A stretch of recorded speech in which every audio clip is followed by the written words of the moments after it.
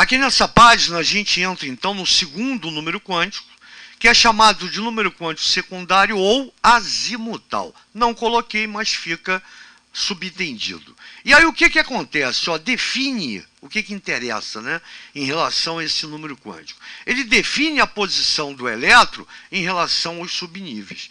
Então se liga que quando a gente fala em números quânticos, o carinha está te dando o mapa da mina para você localizar o elétron que alguém escolheu.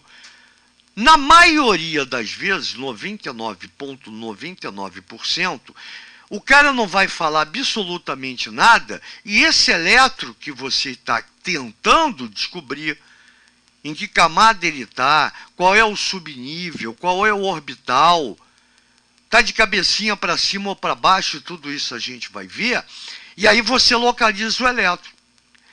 Então é o mapa da mina. Ele vai te dando dicas para você saber aonde aquele elétron que você está procurando se encontra. Então, no primeiro caso, a gente viu as camadas de energia. K, L, M, N, O, P, Q. São as 7 camadas e cada camada tem um valor para o número quântico principal, de 1 até 7.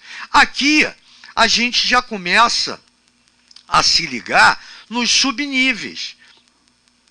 E aí a gente já viu, e o nome está dizendo, que os subníveis ou subcamadas encontram-se dentro de cada camada. E quem descobriu isso, ou propôs, foi aquele amigo nosso, Sommerfeld. E aí eu coloco quais são os subníveis conhecidos. Então Sommerfeld falou que concluiu, né, que as órbitas eletrônicas deveriam ser elípticas e não circulares. E que cada nível de energia deveria comportar subníveis, os quais foram representados como S, P, D e F. Lembra que eu falei da espectroscopia? Aí esse cara, ele fez o quê? No experimento dele, a gente já falou disso, ele viu que dentro de uma mesma camada, ele tinha raias de energia diferentes. Então ele viu que alguma coisa ali, dentro de uma única camada, né, apresentava nível de energia distinto. Como se fosse, quando a gente fala de raias, né, lembra daquela código de barra, né, de preço? Seria mais ou menos aquilo. Uma mais fina, uma mais grossa. E aí, com esse fino grosso, ele sabia que um absorvia mais energia, outro absorvia menos energia. E aí ele deduziu que as camadas eram subdivididas em raias, em partes. E a essas partes ele chamou de orbital ou subníveis, que a gente conhece e já vimos como SPDF. E essas letras, aí eu botei aqui para vocês, letras relacionadas às palavras sharp, principal, difuso e fundamental, que são palavras que vêm, tá, do estudo das cores, da espectroscopia. Show, né? E aí qual é o grande lance? Assim como cada camada tem um valor para o número quântico principal, cada subnível tem o seu valor para o número quântico secundário. E da onde surge isso aqui? A partir de uma regrinha que diz que o número quântico secundário, L, é igual ao número quântico principal, N, menos 1. Então, repara, N menos 1, número quântico principal, primeira camada, camada K. O N é igual a 1, 1 menos 1, 0. Então, na camada K, e a gente já viu isso lá em distribuição eletrônica, eu só posso ter, ó, o subnível S com 2 elétrons. Opa! Com 2 elétrons. Camada K é igual a 2. Show, né? Camada L, o N é igual a... N, que eu digo, é o número quântico principal, é igual a 2. Não é N menos 1 para você achar o L? 2 menos 1, 1. Então, sempre partindo, ó, lembrando, SPDF. Como eu tenho o L igual a 1, eu vou ter L0 e L1, eu vou ter os dois. Então, na camada L, que tem 8 elétrons no máximo, eu tenho S2P6. L igual a 0 e L igual a 1. Pô, gente boa. Muito show, né? Muito fácil. Já se eu tenho a camada 3, nível 3, camada M, o N é igual a 3. 3 menos 1, 2. Então você tem o 0, você tem o 1, você tem o 2. Isso quer dizer que você tem S, P e D. 2 e 6, 8 com 10, 18. Lembra que a camada M tinha 18 elétrons? No quarto nível de energia, camada N, N maiúsculo, né, de camada, e o Nzinho, que é o valor, é o número quântico principal, é igual a 4. 4 menos 1 dá quanto? 3 está aqui, só que eu posso ter o S, posso ter o P, posso ter o D e posso ter o F. Eu tenho todo mundo. Lembra que a camada N tem no máximo 32 elétrons? Então eu tenho S2, P2, P6, D10 e F14. Ah, professor, e os 5, 6 e 7?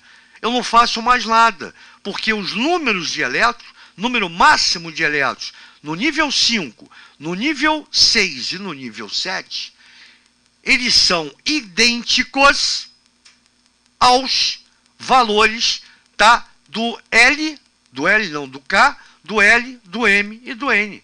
Já existe esses valores, então não preciso fazer mais. Então repara, sempre que você tiver, agora é aqui, isso eu mostrei para vocês, da onde surge esses valores. Agora, como é que eu acho o meu elétron? Eu vou estar analisando ou subnível S. E se o subnível for o S, o L é igual a 0. Ou ainda, o cara pode dizer que eu estou analisando o subnível P, então L é igual a 1. Mas se eu estiver analisando o subnível D, o L é igual a 2. E se for o F, o L é igual a 3. Alguma coisa o cara vai me indicar para saber, ó, qual o subnível que eu estou analisando para poder dar o valor do número quântico para aquele subnível. Show de bola, né? E aí, para terminar, a gente vem para cá, princípio da incerteza de Heisenberg. Esse cara falou o seguinte, ele estabeleceu que não é possível se determinar no mesmo instante a posição e a velocidade de um elétron. Se você quer a posição, como a gente está tentando fazer através dos números quânticos, eu não posso pensar na velocidade do elétron. E vice-versa. Se eu quiser a velocidade, eu não posso saber, eu não vou saber, não consigo saber onde o elétron se localiza. É só isso, mais nada. E não tem nem como eu provar para vocês. Então, aceitem isso aqui, princípio da incerteza. Você já ouviu falar, está aqui para a gente.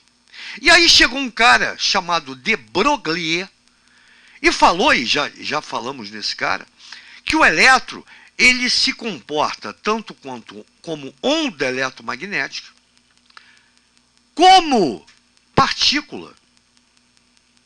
Então isso leva a um conceito de que a matéria, ela apresenta dualidade. A matéria não, desculpe, o elétron. Dualidade quer dizer que ele pode se comportar de duas maneiras diferentes. Como quanto onda ou como corpúsculo, partícula. Então isso aí é um conceito de um cara chamado de Broglie. Eu estou colocando isso aqui porque é interessante, a gente ouviu falar, né, na dualidade do elétron. Assim como o princípio da incerteza de Heisenberg, que diz que você não pode, ao mesmo tempo, calcular a posição e velocidade do elétron. Então isso tem que ficar claro, já que a gente está falando aqui do carinha, do elétron. Show de bola? Então é evidente que a gente está colocando algumas coisas para vocês, para quando aparecer um elétron que eu tenho que dar a posição, você vai entender perfeitamente isso. Valeu, gente boa. Grande abraço, daqui a pouco a gente volta.